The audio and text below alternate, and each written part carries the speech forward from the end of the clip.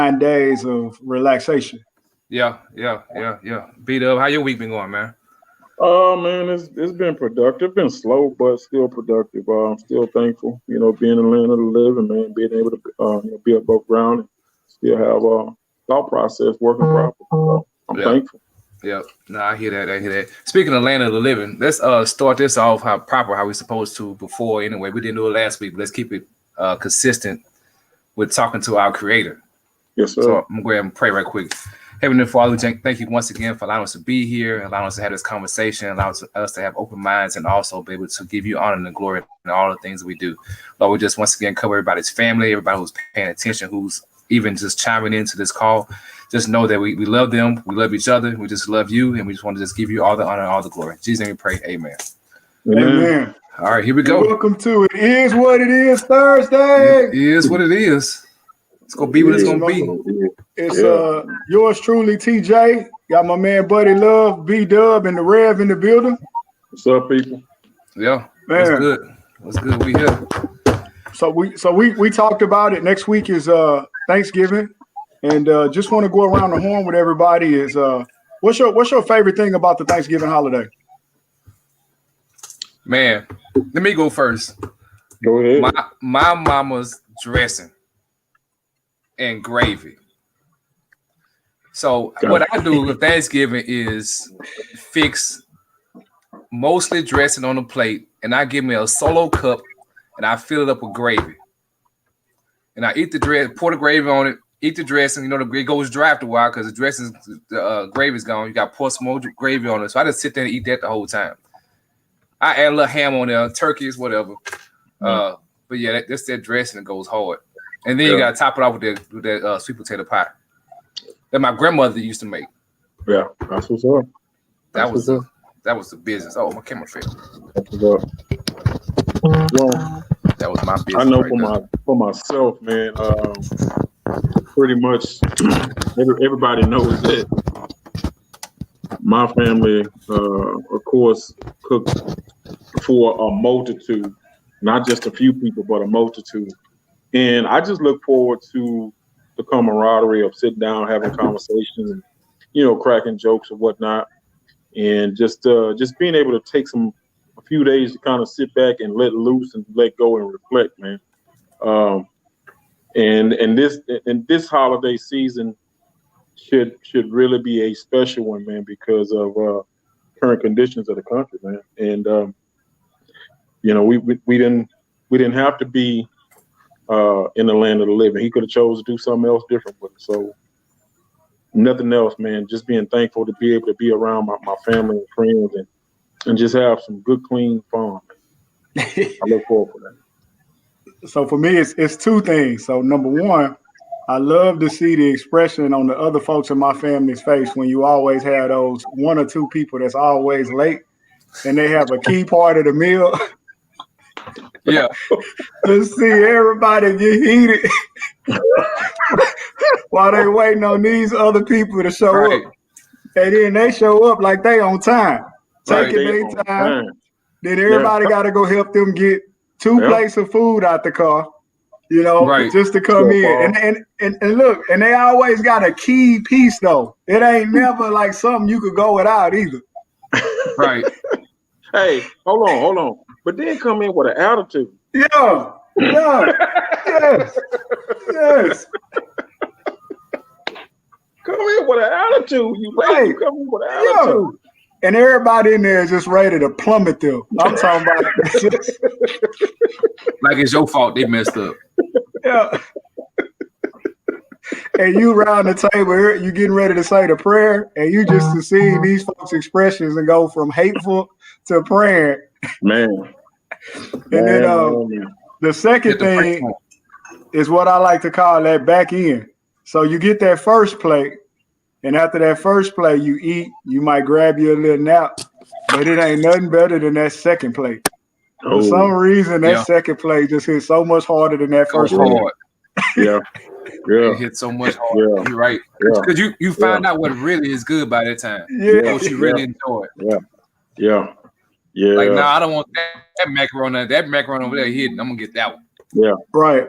And you might come back in with some macaroni and cheese, some meat, and a piece of pie.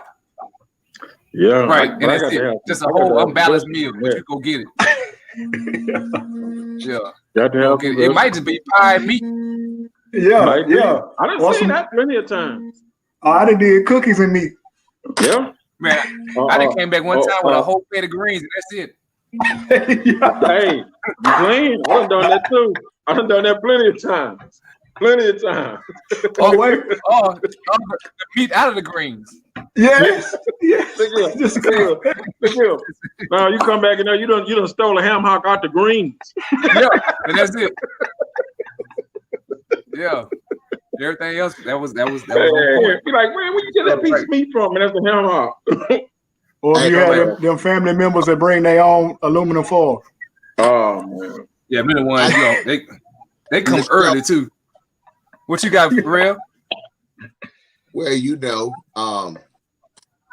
year gonna be a little rough. But this will be the first year I will not heal, but right. So step up to the plate. But guess what, man? I missed y'all, but guess what? It still is what it is. Yeah, baby, I know I was late coming to y'all, but I'm here. Yeah. I'm here. So all the ladies, gentlemen, and you others, hey, all the stones, pros, and tacos. It is what it is. It's gonna be what it's gonna be.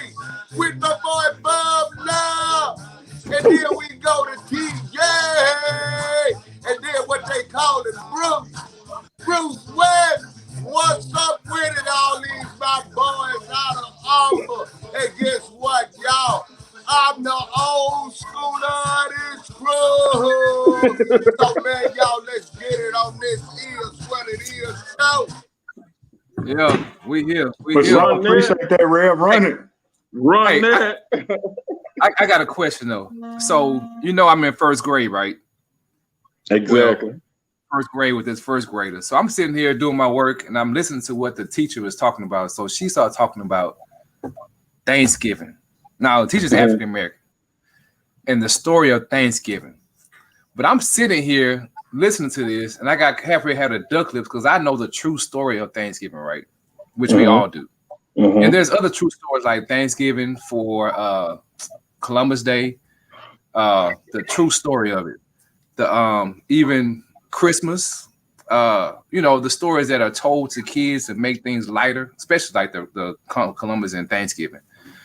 So what it's almost like telling a child about Santa Claus, right? That was a story, but that's not the story.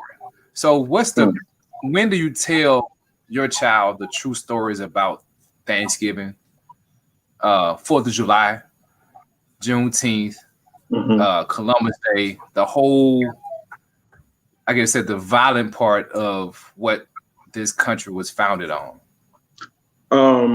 That's a good question. Does that make sense? The question I'm asking? Because I want to pull my sons to the side like tomorrow or the day after Thanksgiving, say, look, man, you got that from school, but let me tell you the real Thanksgiving. But he's 6, and I know he absorbs stuff so much so hard to where he's going to go back to school like Miss Durst. That's not the real story of Thanksgiving. Yeah.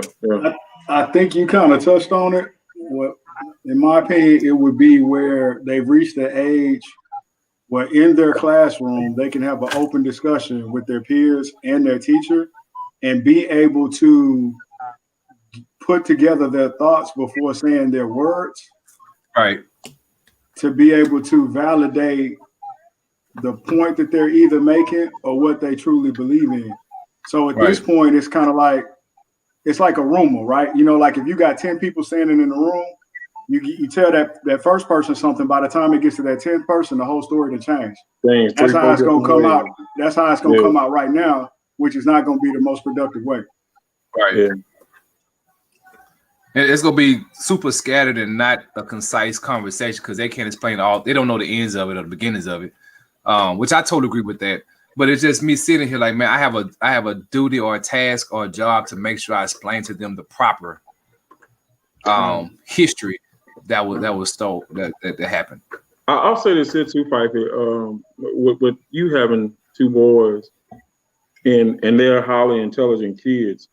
It may not be this year, it may not be, at the start of next year, but it'll be sooner probably than what you really expected it to be, because by them being who they are and you being their father, them Candace being their mother, intelligent people, and then their grandparents and other peers, they're going to pick up on some kind of form of dysfunctionalness about these holidays from somebody. So it behooves you almost kind of like to kind of break it down to them in a,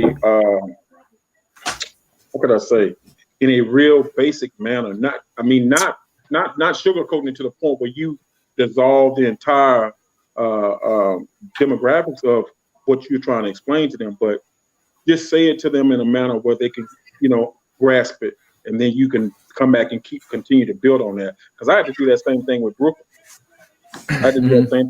But now she understands. Yeah, I mean, I'm gonna have to bring out the lighter side of the whole conversation, right? On like, okay, we have Thanksgiving, this is what really happened, but look at the bigger picture of it, to where we're now all able to be thankful for what we have, and also thankful for family, just the whole process of being together with family, on how it developed to this, when it was violent before, but now it developed to this beautiful thing. So I'm gonna have to get both sides of the story, of course, and true development on where it is now. But I was just sitting and listening to what she was saying, like, man, when is history in the history books at schools are going to get accurate? That's the question. Yeah. And the thing is, and it's all history as well. Yes. Yeah, it's a lot. It's a lot to it is a lot to go back and rewrite, but they got to do what they have to do, because they the ones wrote the wrong. So and there's too much information out there to let that linger and not be disputed within scholastic realm. I don't know. It's just when I was thinking about, like, man, this is, and I'm sitting there, I'm getting kind of not frustrated, but like, man, this is the whole of what we learned when we was younger. Yeah. The same thing, like we were going through the same conversation, what they're telling them, they told us. And we believed it because we knew no better, because that was our teacher. It was school. That's what we were taught, And now with the information age, to where now we know way more, able to obtain and have access to way more information, to where now we can pretty much decipher for ourselves what the truth is. Yeah, right. Yeah. That's a whole different part, because we don't know what the truth is and what's not truthful nowadays either. Yeah. And we can also see the parts of that so-called truth that has been dummied down and not been told accurate in any form or fashion, and that's the bad part. That's the bad part, because now you kind of speculating as to what really went on. And every book that you go back to try and reference is not necessarily going to have what you're actually looking for. Right. So you got Kindred even responded to the school system taught my daughter that slaves came to the U.S. for better opportunities. Wow. Yeah. I had to share with her the truth so she knows the inaccuracies that were being shared. Absolutely. That's shout out King. That's our and that's our job as adults, right? And parents, to make sure we educate. Yeah. Charles McDay, what's up, Chuck? History is decided by the victor. Yeah. So it's one-sided from one perspective. It's not a shared perspective. Right. It depends. It's always three sides of the story, right? Yep. Always three sides of the story. Yeah, that's what's up. And yours and the truth, baby. Exactly, Reb.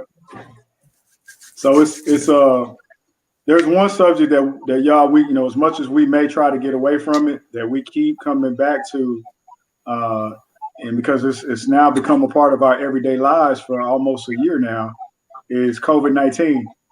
No, we ain't trying to get away from it. It is what it is. Yep. Yeah, you're right about that, B-Dub. And it's we've got other parts of the country that's going back into similar lockdown that we were a few months ago.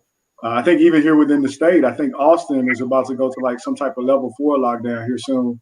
But it's interesting to say that for Austin, but the governor is saying that he doesn't want to go into any type of lockdown, Governor Greg Abbott. And he feels like everything should remain as is. Businesses are starting to flourish. People are being able to go back to work and be able to provide for their families. And it's a real interesting dynamic that we've got going right now. Yeah. So I mean, what you gonna do? Like what? So last week we talked about the vaccine, right? Now I did a little more research on the vaccine to where it says 90% effective. But do you know how effective the flu shot is? How effective is it? It's like 30%. Wow. We take the flu shot left and right, like it's water, right? Every year, go take a flu shot. It's natural. It's normal. So if the vaccine now is 90% effective, we are talking the ramifications to where the elimination of COVID-19. If enough people take it to where the COVID has nowhere to go, to where it's just eliminated, right? It's going to be on the same realms of like polio.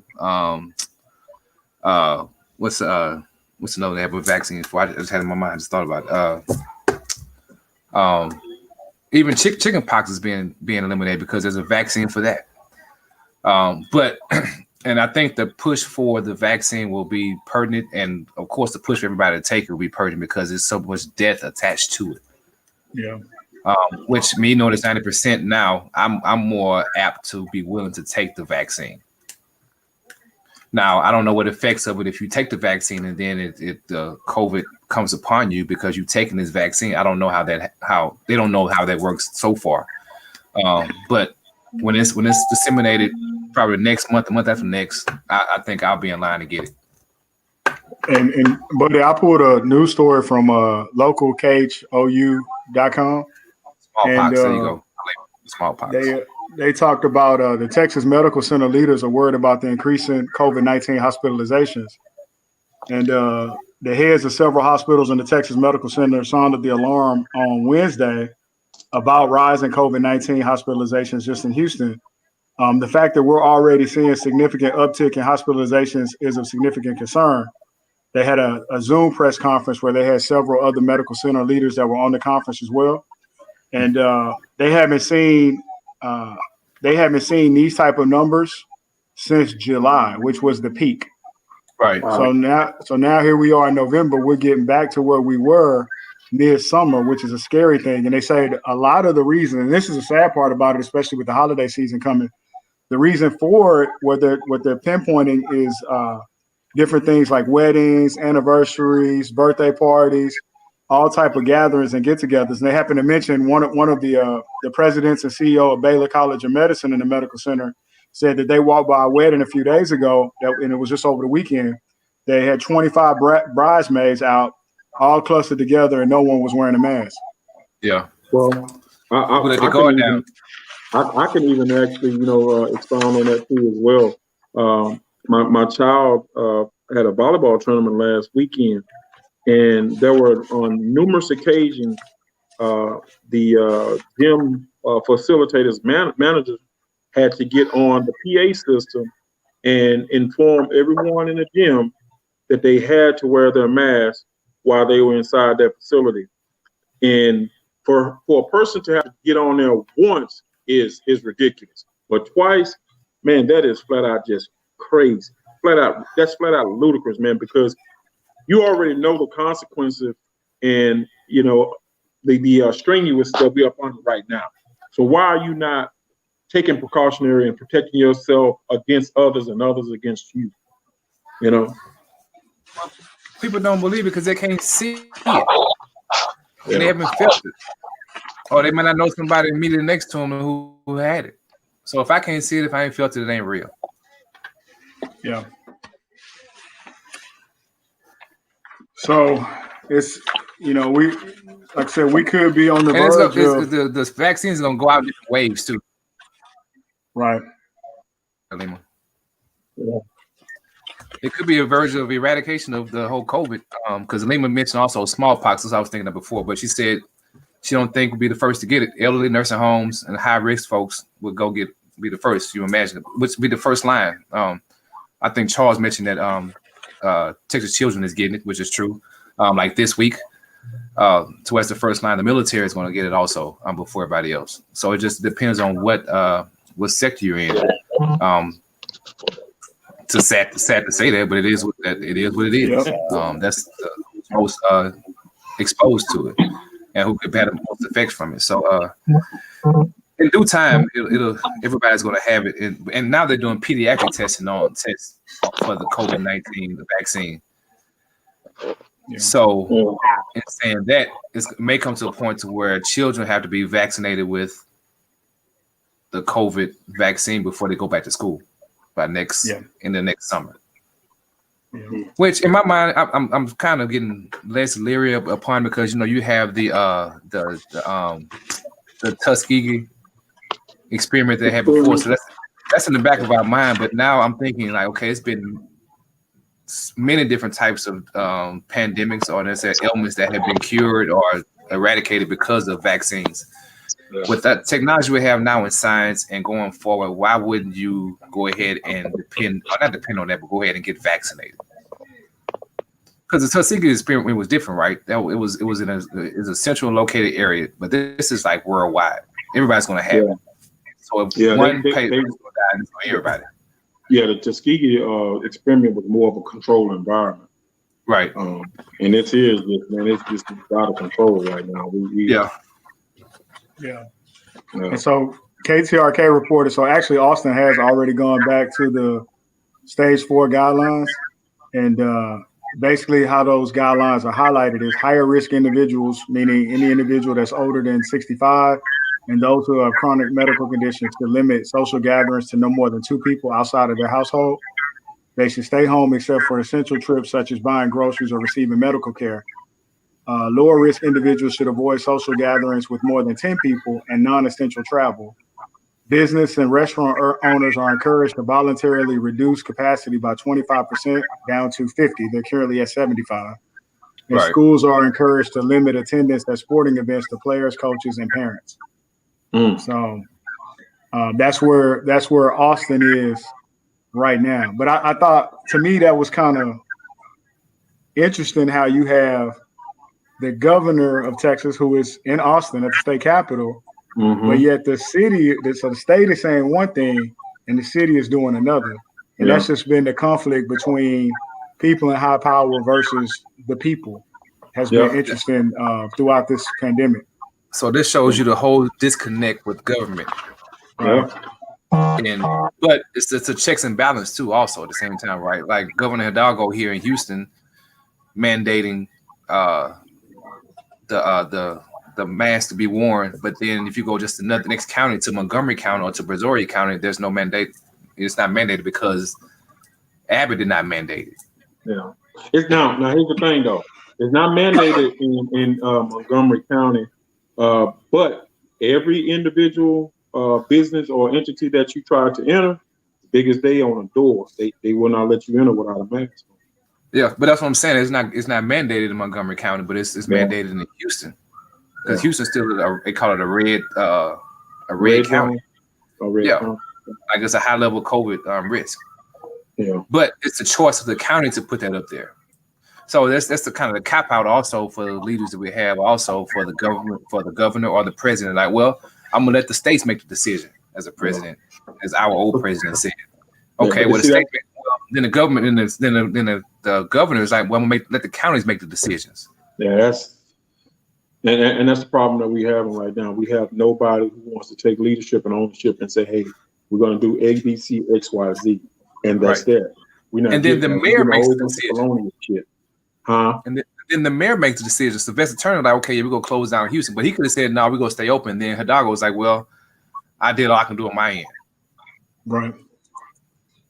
Yeah, that doesn't make any sense, man. And that lets you know right there that they're not collaborating their thoughts. They're not sitting down coming up with a pinpointed plan of action. They're not doing that. They're just going off the wing. Yeah. And I think the further up it goes the chain, the less they give a damn. Yeah. And that's unfortunate, man. That's real unfortunate. Like, I mean, Sylvester Turner will close because it's his people in his city that's being affected by it. Okay. Now, if it goes to the county, Hidalgo, okay, she's in the city, so she sees the effects of it. Then you go to the state, Abbott, he doesn't see the whole state being affected because it's don't give a shit. People in rural areas like in El Paso, not in Paso, but like maybe I can't even say Abilene. Yeah, because like Odessa, their hospitals are full. Yeah, with COVID patients. Yeah, they don't have nowhere to go. So now what do you do? Yeah. And that's how Abbott was judging to see if he should close it or not, see how full the hospitals were. The point is not to be in the fucking hospital. Exactly. No, you said it right.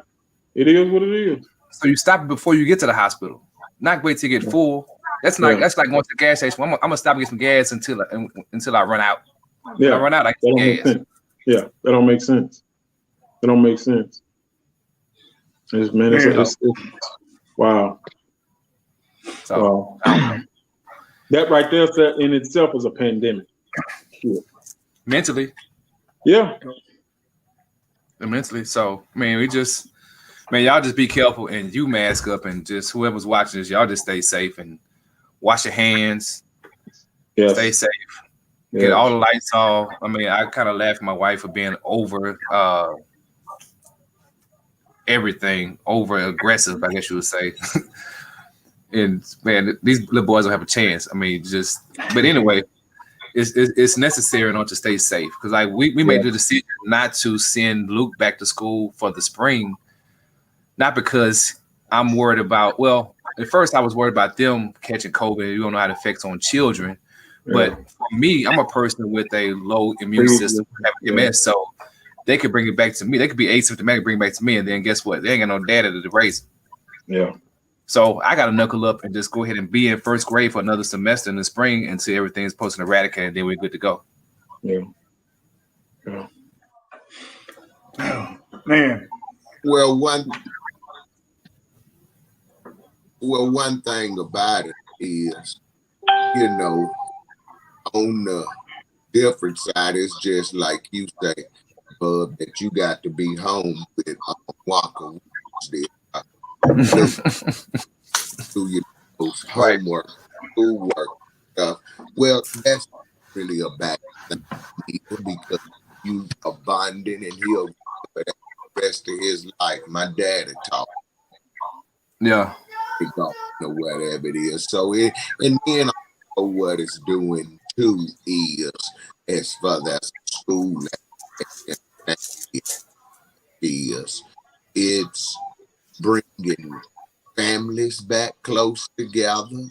It is making parents be a little bit more involved in the education process, which they should anyway. So other than usual that folks want to be out here without mask on and all that kind of stuff, what you just have to do in these situations is just make sure that you and yours have masks on.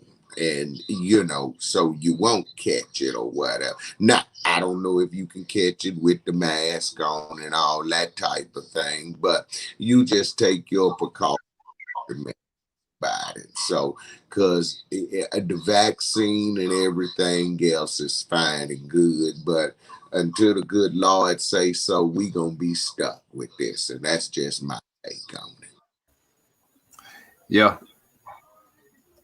Because everybody keeps saying when the vaccine comes, it's not when the Lord let the vaccine come, because he's still teaching us something right now. When the Holy Spirit say it's over with, it's over, right? Yeah.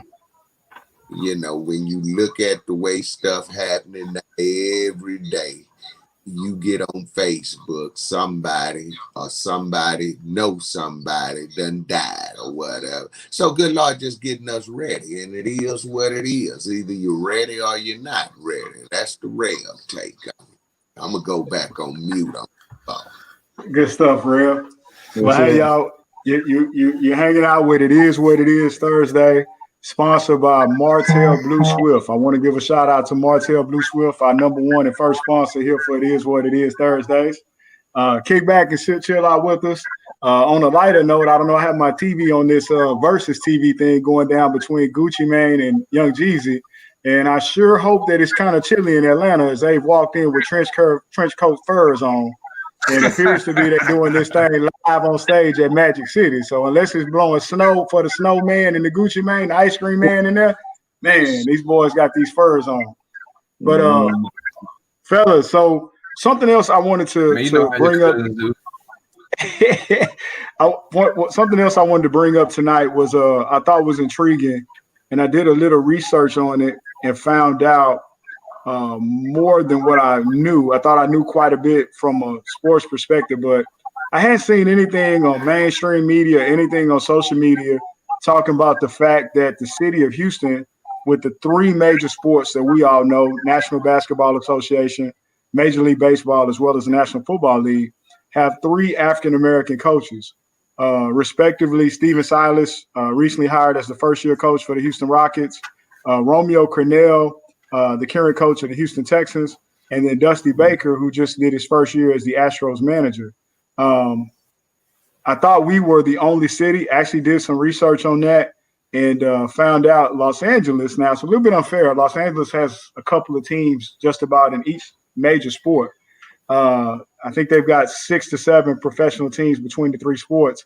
But they also have first-year coach for the Los Angeles Clippers, Tyronn Lue, Anthony Lynn, the head coach over for the Los Angeles Chargers, and then also Dave Roberts, the manager for the Los Angeles Dodgers. And shout out to him. The Dodgers just won the World Series this year. So African-American manager winning the championship. So wanted to touch on that, get y'all's thoughts on that. But then also I had some interesting numbers when it comes to those sports as far as overall the number of African-American coaches, as well as in Division I college football. I mean, I think it's awesome. What you think, Bruce? I think it's groundbreaking. And I know a lot of people always say, well, we need to see more of that. That is true, but we don't want to just see more of that. We want to see these guys be very, very successful.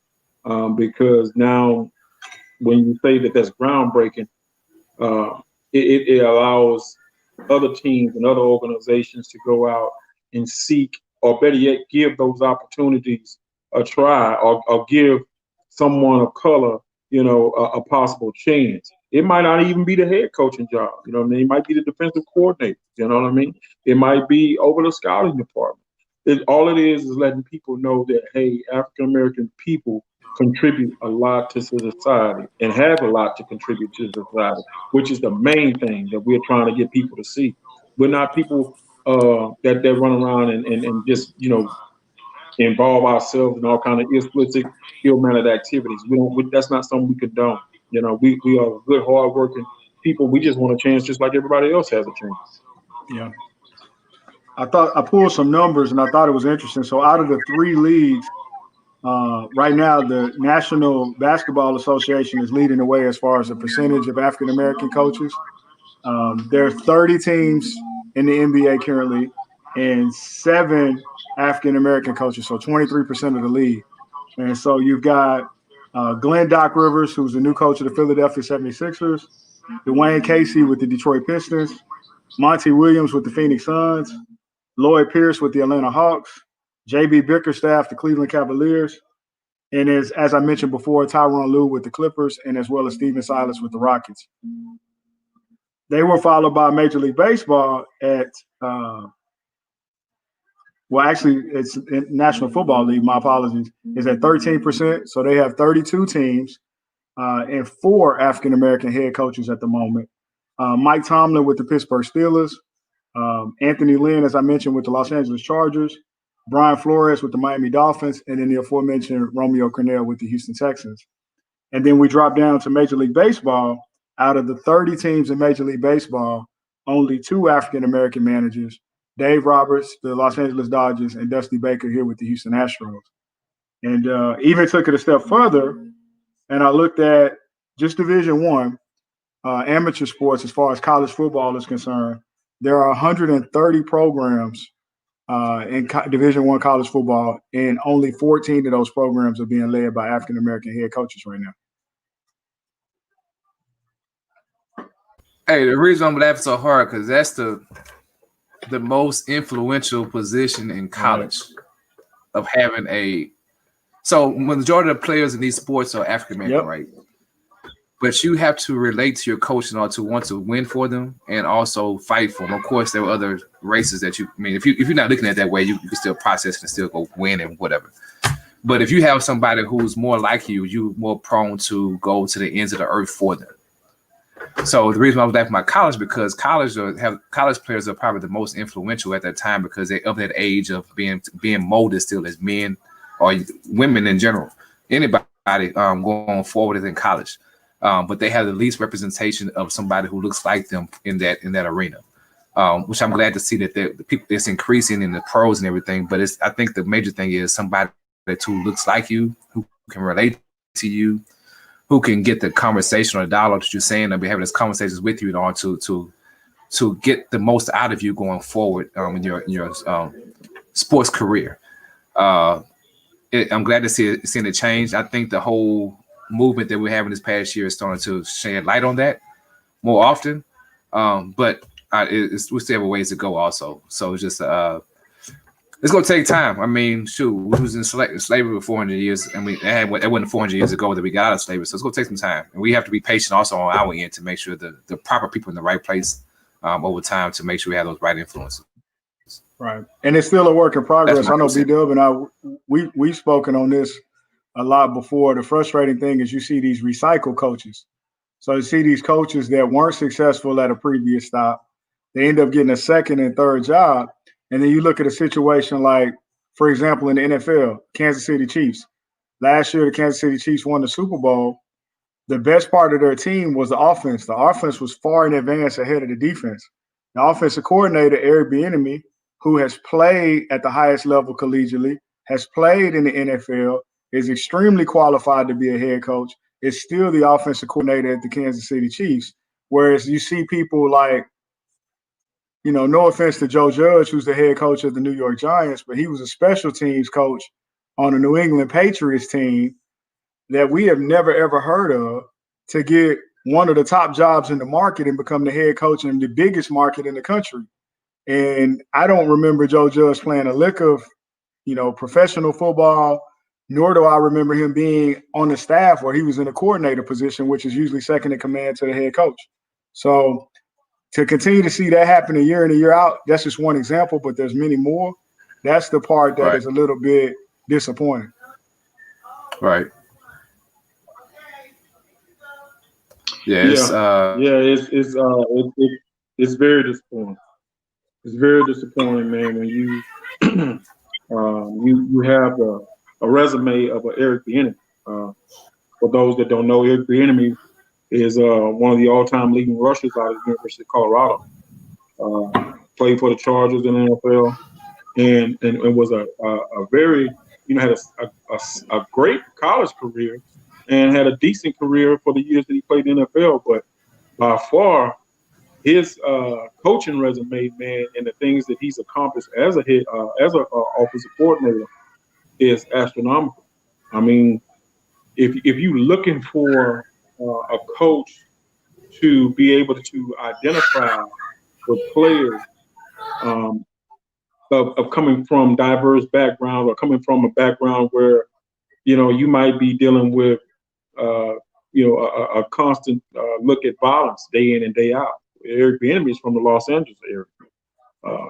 And that right there alone, man, says a lot that he's able to identify with some of the struggles some of these kids are having, because it's nothing new to him. He saw those same struggles coming up as well.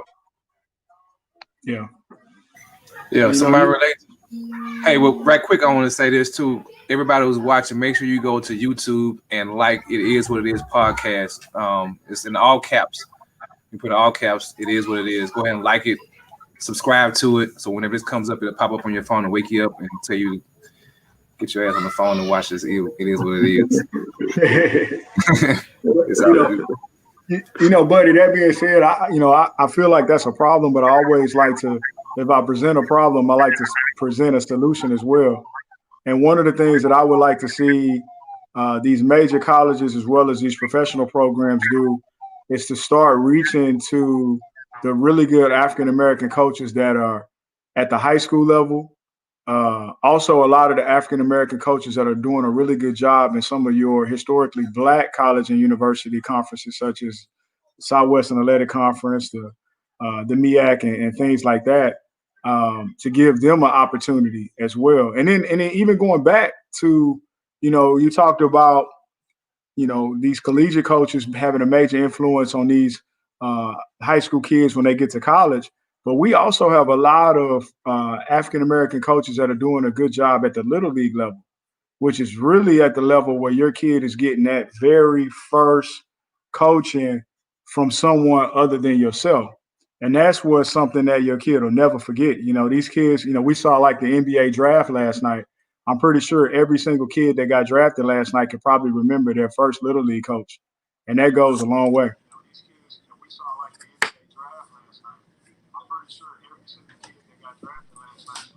Yeah, it plays a big part. Yeah, you I know, can agree with that.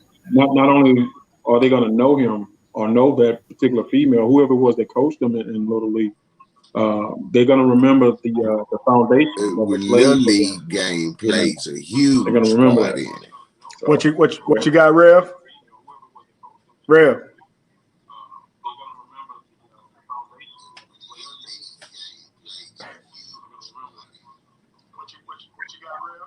No, I said the Little League game, Little League, as I tell people, because, you know, I've been doing Little League about 25, 30 years somewhere off in there now. And like, well, it's a little overrated now because you do have some of these cats who silly coaching these kids, you know, but I ain't going to get off into that. But the thing about the Little League game is, it's just like with anything else. It's almost like a computer. You get a computer, it has nothing in it. You program it. So you're going to either program it good or you're going to program it bad or whatever. And so, you know, shots out to these Little League guys who doing it right or whatever. Now, right now, you know, I dropped my organization this year and a lot of people was mad with me. And I dropped it because of the corona. One thing about it, let me say this right quick, and I'm going to let you boys get back. See, other folks call it COVID-19, but, you know, we call it the corona. So when y'all hear me say the corona, y'all know what I'm talking about. And again, these Little League folks wanted to have Little League football this year or whatever. And me personally, I don't think from Pee-wee the high school, they need to be playing football, basketball, and no other ball right now. But again, you know, you do get some smart guys in it, and Little League is the molding stage of that, and it just, you know, kind of moves from that. It is the mold. It truly is the molding stage, and I'm in agreement with y'all. Some of these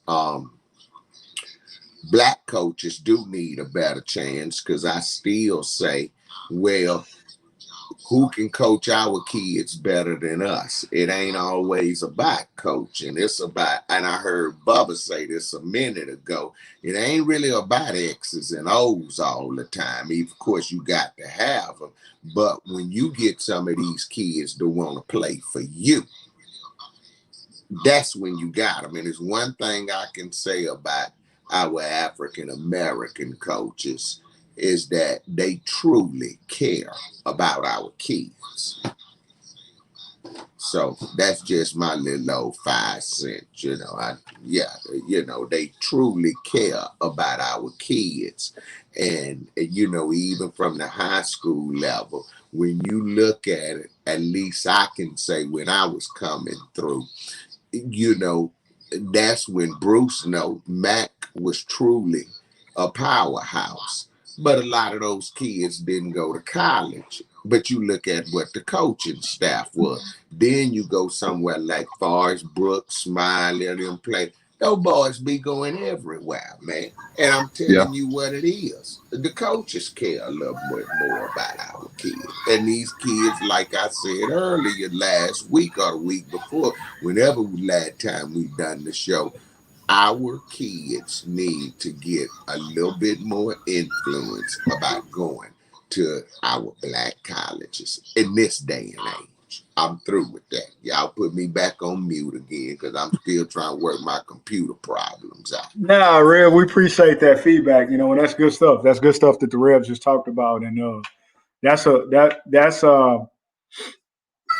that is, again, he talked about a lot of things that were solutions. So I think the key is anytime that we approach or bring up things that we feel like I don't even like to use the word problems, but a lot of times when we see things that are opportunities, it's always a good idea to bring up a solution.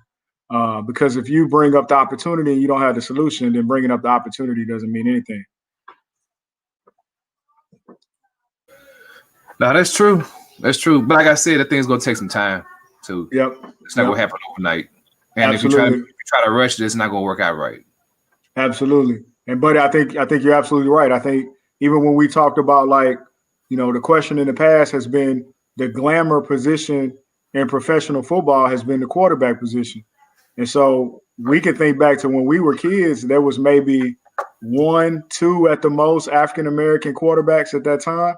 Now look at the league. The guys that are winning, the guys that are the faces of the league are African-American quarterbacks. And to your point, buddy, it took time. 35 years ago, we didn't see this back in the mid to late 80s and also the early 90s as far as what we're seeing now. Right. You could name them. You could put them all on one hand. Yep. Warmo, Randall Cunningham, and Doug Williams. And that's. I'm still on the same hand. Yep. Who you say, Luke? Who you say, Bruce? What do you say, Bruce? Warmo. Yeah, we say Warmo. Randall Cunningham. Okay. Doug Williams. That was pretty much. That was it.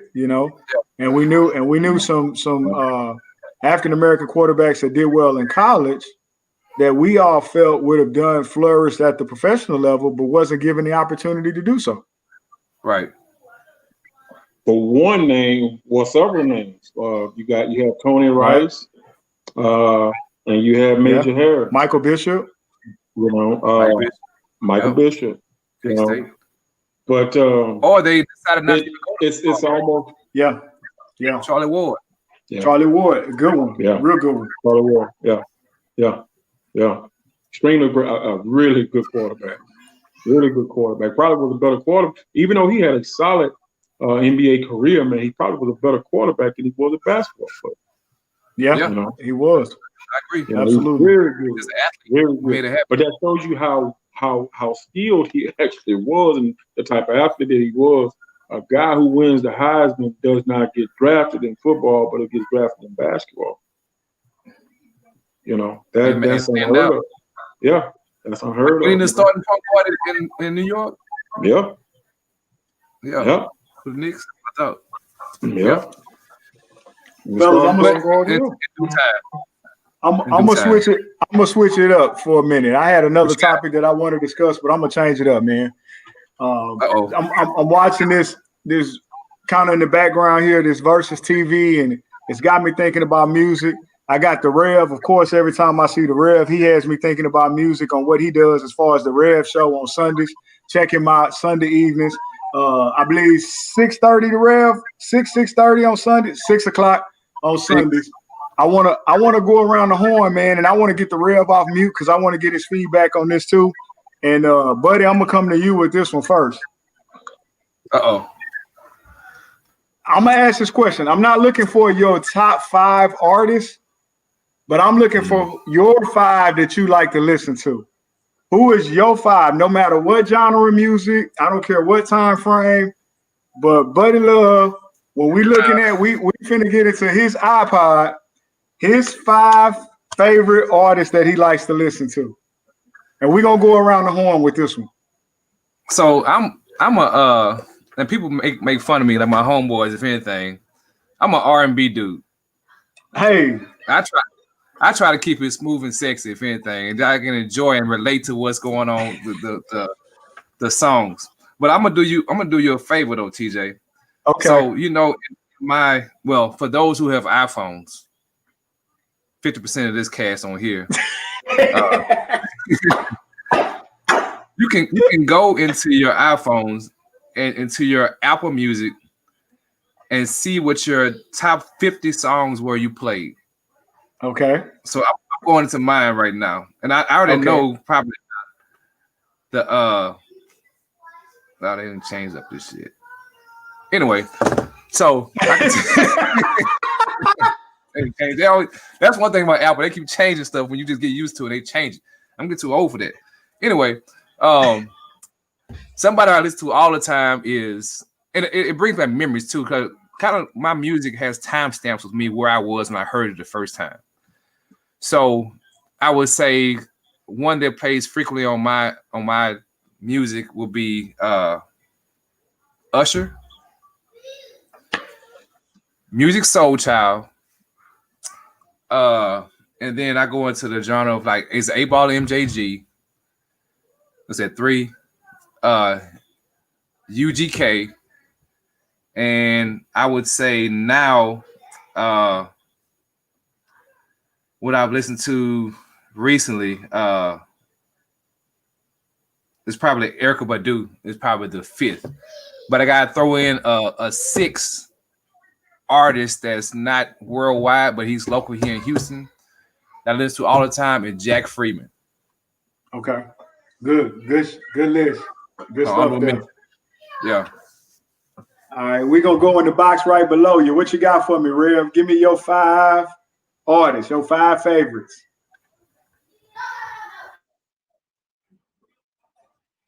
We're gonna do you like the old T-Mobile commercial from a few years ago. The Fave 5.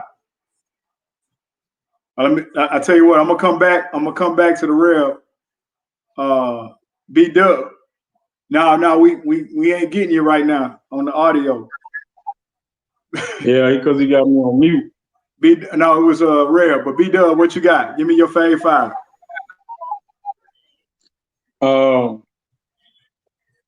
Me, I'm kind of like Fifey on that one too, man. My music, it has a time general to it, but I love some LTD when I'm jamming my old school, saying R&B and stuff like that. Got to throw some David Ruffin in there too, man. And believe it or not, I love some Charlie Parker, jazz music, but I got to have my Ghetto Boys, man. Got to have it, y'all. Got to have my Ghetto Boys. So those are mine. Man. Yeah, this is an unfair question. I think I'm gonna tell you why, because I didn't find my top 25, and there is nobody on here is the same. It go from Pharrell to Bobby Womack to T.I. Yeah. I mean, it's but you touched on it earlier though, buddy. You said it's when I think of my 5 favorites, it's certain times and certain things that I'm going through that I want to listen to those artists. And so I have way more that I love, but it's like these are the ones where, like, for instance, so I like to say I'm a hip hop baby, which we all are, really. That whole question of when did you fall in love with hip hop, right?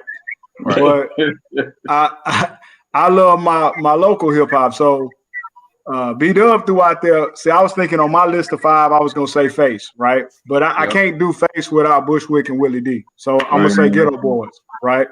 Right. And I love UGK. You know, that would be number 2. And then the third one for me is, especially when I'm going through different things and maybe I'm stressed out, but I get inspiration from Tupac. Like Tupac is still, that's killer. But then I go to the other end of the spectrum, and like my other 2 is I love Johnny Taylor.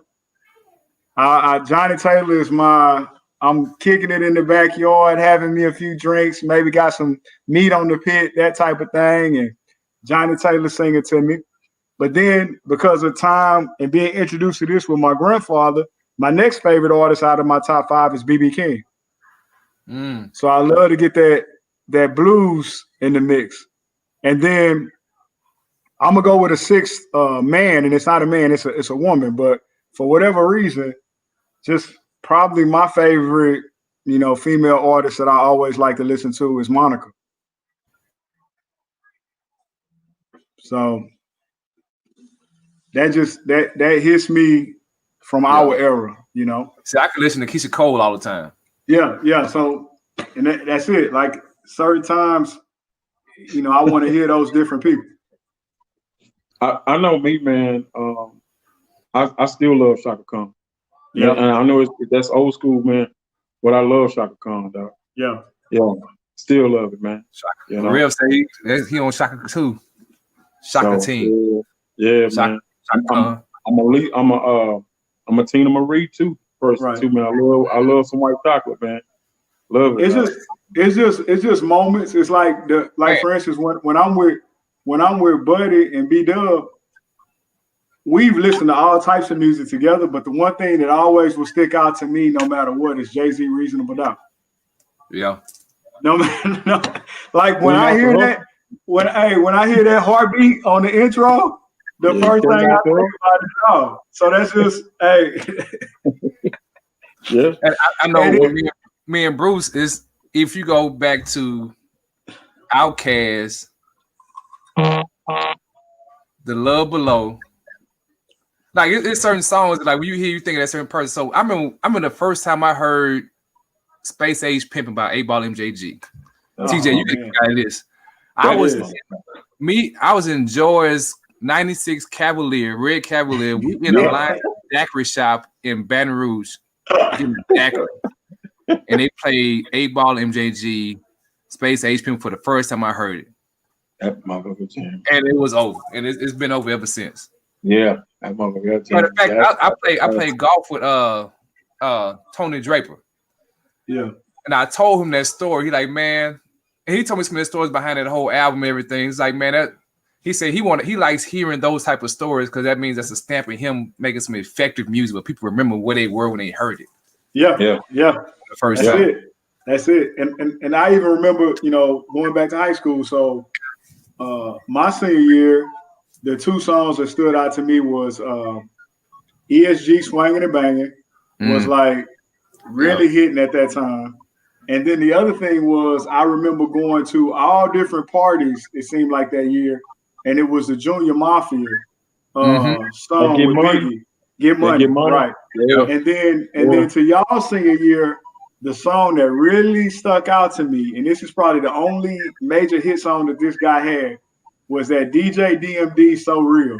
That was just killer that year. One time for your mind, let a player come through. That was just killer that year. And the R&B for that year was Total. Yes.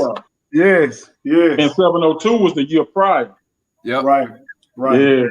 Yeah. So that was, man. But that music has a timestamp in your life. That's how I think that's how music's so important for you. Just and that's how people get stuck in their genres too, and listen to anything else. Because man, I know I like this and play that. I'm gonna play this all the time. I know one for me and Micah, man, that we used to jam all the time was that Camp Low, that Lucini. Man. And music is so key as far as who introduced you to certain things, whether it was your parents, grandparents, whatever it may be. I remember times, buddy, going to your house being younger and always hearing your dad with like the groups, like the Four Tops, the Temptations, the Isley Brothers. That was his thing, He would always be playing that, and those were his faves. And one thing, so let me tell you how I got hooked on Maze, Frankie Beverly and Maze. I remember whenever me and my sister were little, my dad would say, okay, let's gas up the motorhome and we're going to Galveston and go fishing. So the whole way down there, all the way back, and the whole time, I remember hearing two things: Frankie Beverly and Maze and Stevie Wonder. Yeah. That is permanently ingrained in my brain, those albums and those songs, because I listened to it. He listened to them over and over and over and over and over again. But it was music. Man, I remember coming up as a kid, dude, staying in Glenwood Forest, but going to school in HISD over in Trinity Garden. Man, and we heard Mahalia Jackson and James Cleveland, and the Mississippi Mass Choir and all of that. Of course, we heard the Temptations, but by that time, my mom then was jamming a lot more of the Earth, Wind, and Fire, Parliament Funkadelic, all of that, man, and all of that stuff just resonated with me, man. Like when I hear those songs, man, those songs take me back into an era, you know, the early 80s, late 70s as a little kid, man, and I think to myself, like, in the present day and time, but I'm in that time genre, like, damn, them really was the good days. You know what I'm saying? That's what it feels like when I hear that music. So, yeah. Well, fellas, I want to do this before we get out of here tonight. It's been another great episode of It Is What It Is Thursdays. Make sure to everybody that's watching us, please go to our YouTube channel and subscribe. It Is What It Is podcast in all caps. Subscribe to our channel. We really will appreciate that.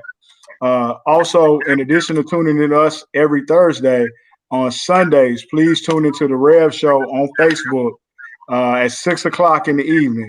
Check him out. Also want to give a shout out to our sponsors, Martell Blue Swift. Thank you for sponsoring us on our shows. But also I want to shout out to ABM Insurance. Shout out to my man, Phil Humber. If you're driving around, I don't care if you're in a beater, a truck, upper echelon type of vehicle or whatever, he's going to be able to find some coverage to cover that vehicle for you. When you're laying your head down, it doesn't matter whether you're laying your head in a house, a condominium, or an apartment. He's going to be able to take care of that. And then last but not least, the most important thing that you got to cover is your own assets. So he has life insurance to be able to take care of that as well. Call my man at ABM Insurance, Phil Humber, at 281-960-0763. 281-960-0763. Mike Jones.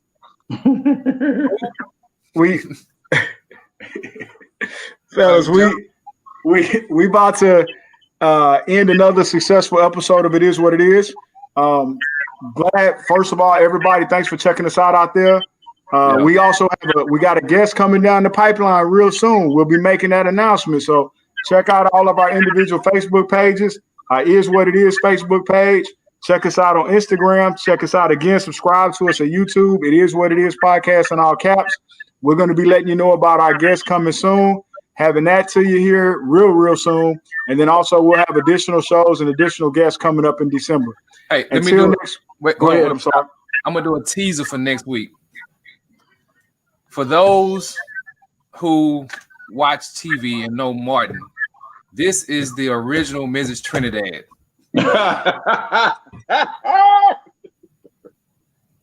So stay tuned. Come back next week. You check it out. Miss Trinidad. It's going to be on Wednesday next week, huh? Yeah. We're gonna check us out on Wednesday. We're gonna be eating turkey on Thursday, so we might be full of too much Martell Blue Swift and a lot of other things come Thursday. So check us out on Wednesday. Thanksgiving Eve is going down, man. Any last words, B-Dub, buddy? What y'all got? I got it like this here, man. I'm gonna say this here: if you can't run, walk. If you can't walk, crawl.